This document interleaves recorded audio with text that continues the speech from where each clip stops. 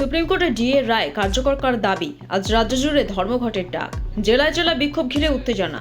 ধর্মঘটের ডাক সংগ্রামী যৌথ মঞ্চ সহ একাধিক সরকারি কর্মী ও শিক্ষকদের সংগঠনে। কাজে যোগ দিতে যাওয়া কর্মীদের বাধা দেওয়ার অভিযোগ ঘিরে খাদ্য ভবনে উত্তেজনা।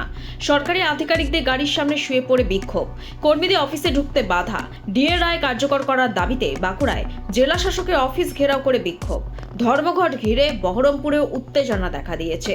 পাশাপাশি শুক্রবার ধর্মঘটের দিন খোলা থাকবে রাজ্য সরকারের প্রত্যেকটি দফতর।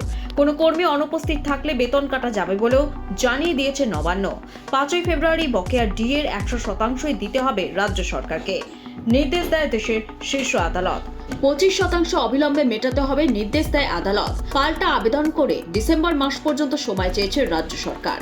আমরা যখন রিকোয়েস্ট করছিলাম যে ধর্মঘটটা কর্মচারীদের স্বার্থে, রাজ্যটাকে বাঁচানোর স্বার্থে রাখা হয়েছে, রাজ্যে যে প্রশাসনিক দুর্নীতি, শূন্য পদে নিয়োগ নেই, রাজ্যের ছেলেমেয়েরা পরিযায়ী হয়ে এখানে আপনার বিবেকের কাছে আমরা আবেদন জানাচ্ছি যে এই ধর্মঘটে সামিল হয়ে রাজ্য সরকারকে অন্তত বলুন যে সে তার রাজধর্ম পালন করুক।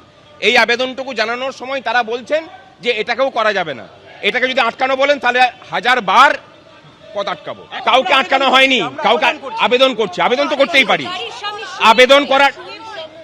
আবেদন করাটার মধ্যে কোনো অসুবিধা কিছু নেই। কখন শুয়ে পড়েছেন সেটা দেখতে হবে।